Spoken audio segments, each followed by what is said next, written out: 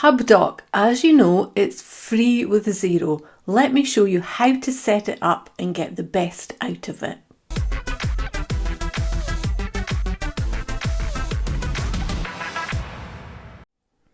Gone are the days when you need to input purchase invoices. There are various options if you're using Xero, Hubdoc being one of them, which is free. Now let me be honest, I've had a bit of a love-hate and now it's back to like relationship with Hubdoc. It's not perfect, but if you set it up properly and know how to use it, it's a great tool. Let's head into Xero, and in this video I'll show you how to set up your Hubdoc. When you're in your Xero account, if you go to your business name on the top left, click on the drop down and choose Hubdoc, you'll be taken to this page which explains a bit about Hubdoc. If you tick this box here and click on Set up Hubdoc, follow the instructions, and that will get you started off with Hubdoc. I've already got Hubdoc set up, so I can go from the business name to Hubdoc, and that will take me straight into the Hubdoc account.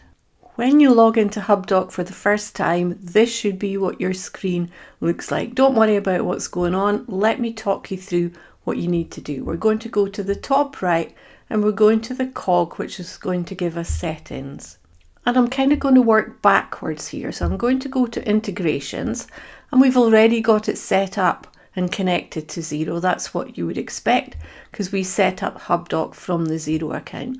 We don't want documents to go in Xero files, so we can ignore this. This tells you the business it's linked to, and we're going to tick this to publish tax data. So if you're VAT registered, you need to tick this box. If you're not VAT registered, you don't tick it.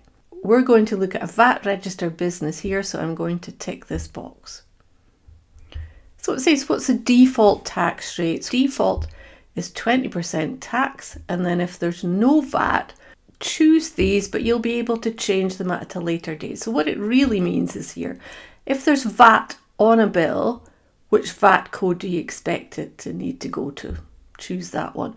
If there's not VAT on a bill, what do you expect it to be? So I'll say 0 rated, but again, we can change it later.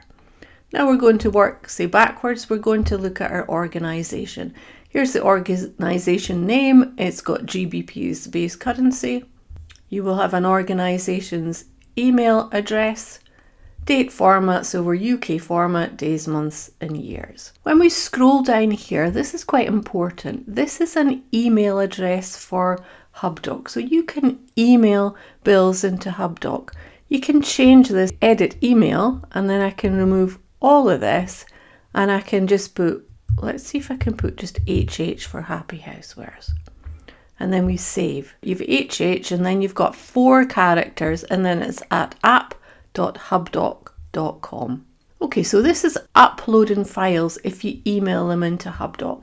And it's asking here, do you want to create documents from both an attachment and an email and the body of the email? We're going to leave that unticked at this stage because we're hoping that our documents will be attachments. So what do we want to do? Yes, we want to extract data. That makes sense. And we'll want to auto extract the tax amounts. All that makes sense. You probably can't see my screen here, but here's an option to delete the organisation. We're not going to go there. Users, I'm the only user in this account at the moment. You could add further. Suppliers, we'll take a very quick look at, but we're not going to do anything here. Your suppliers, there's no need to add them. You just add them as your documents come in. This Foxglove Studios is just one in the demo company. There's nothing going on with that one. So that's this simple setup, and now we can close.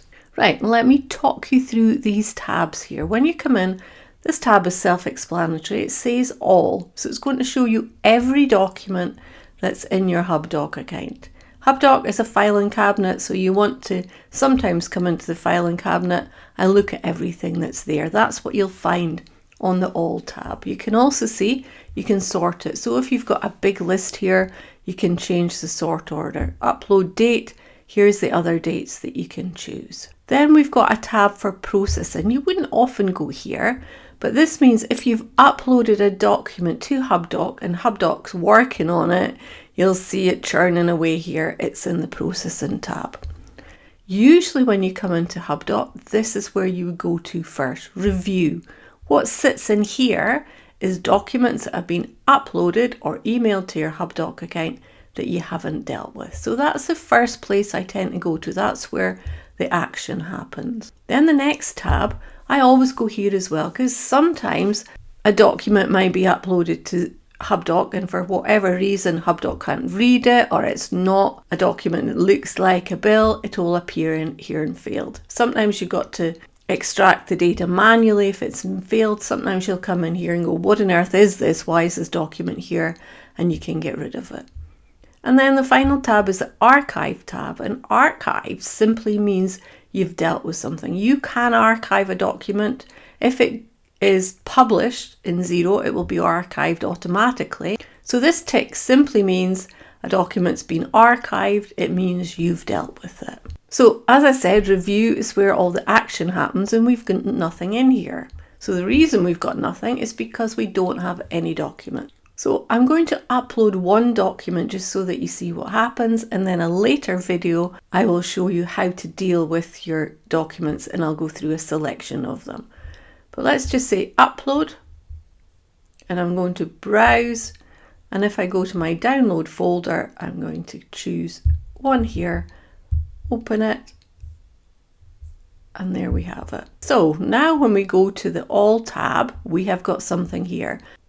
The document's been uploaded, it's not in processing. If we click on review, it's already there. So we can see the document, we actually see it here, and then over at the right hand side, in the next video, I'll talk you through what you do here to get your transactions into Xero. But that is how you set up Hubdoc in the first place.